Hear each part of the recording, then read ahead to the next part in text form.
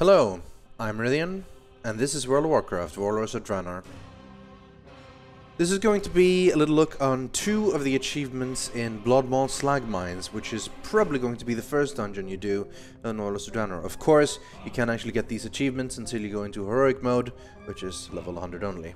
But once you do, you totally should, because this is pretty cool. Achievements in dungeons have obviously something I found pretty fun. Getting a group of friends together and running and do things a little bit different, a little bit more difficult is kind of cool. In the end, you get a nice badass drake from it. Now, there are 3 achievements in this one, but I'm going to go over 2 ones because they're the one that actually requires you to do something specific. For the first one, all you really need to do is make sure you go to attack Slave Watcher Crushto first, and then you just talk to an NPC called Crowman afterwards and keep him alive for the rest of the instance. It's pretty easy actually. Crowman works like a hunter pet or warlock pet or whatever, in that he takes 90% less damage from AoE attacks. So basically the only way he's going to die is if for some reason he gets aggro on an ad or something. So he'll be fine, but keep an eye on him. Now this guy is the quote-unquote second boss, although normally most people kill him first. The achievement for this one is called A Gift of Earth and Fire, and specifically what this means is that you need to keep that guy, the Earth Elemental, Ruination, and the next guy's coming up, that guy, a Fire Elemental called Calamity. You need to keep them alive throughout the entire fight. That's kinda hard, because they do quite a bit of damage. Now, there are a couple of different ways to do this, but what we found best and easiest was to have 2 tanks, 1 healer, 2 DPS. So at the moment we have our monk tank, McLaurin, tanking the Earth Elemental down at the bottom of your screen, and he will soon be grabbing the Calamity as well. What you as a DPS need to do is try to keep as much interrupts as possible, specifically Firestorm. When the Ogre dies, the big giant guy Magmolatus comes up, and this is your time to burn him down. Get your cooldowns up, pop Bloodlust if you can, and try to kill him as much as possible. Your healer will be pretty much struggling at the moment to keep both your tanks up, because they're both taking a fair bit of damage, as is the group. So you want to make sure that you do your defensive goals as much as you can and so on. You still want to kill the other elementals, the molten whatevers, but otherwise, yeah, keep your tanks alive, nuke this guy down, and, well, hope for the best. It takes a little bit of gear, not tons, but if you have a decently geared tank, your DPS can burn down things pretty quickly. Monks are obviously quite nice, they can burn down the these multiple elementals quickly with the Touch of Death. Of course, you might want to save the Touch of Death for the actual boss.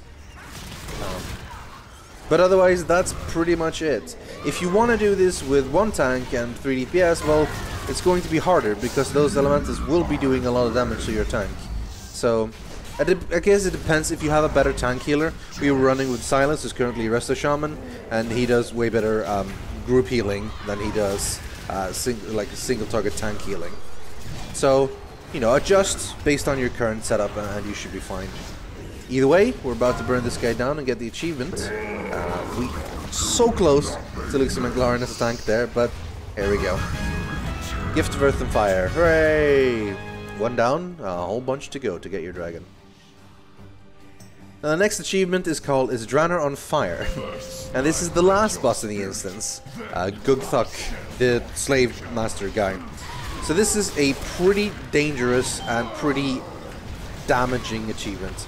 There is so much fire going on in this achievement. What you need to do is basically not kill any of the unstable slag mines, or unstable slags. You see this guy just spawned that little walking elemental thing, and he's got a path right towards one of the furnace.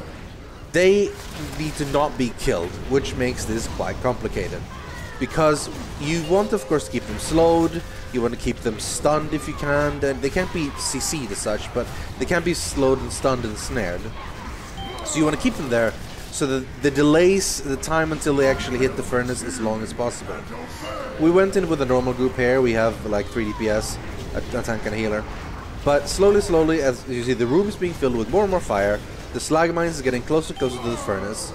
Soon enough, one of them will hit and he will transform into a way more dangerous elemental, and he will do so much more damage. Again, this is one of those things where, like, the better gear you have, the easier it's going to get, of course, but generally, you want to stay alive as much as you can, pop whatever cooldowns you can. If possible, avoid standing in fire, but as you can see, it's kind of hard. Now, he's almost dead, but so are we. Thankfully, Lanner, our druid tank, finished him off for that last little bit, and the achievement is ours. So that's it for Slag Mines, except of course the Crowman achievement, which, again, easy, to talk to him, keep him alive, no big deal.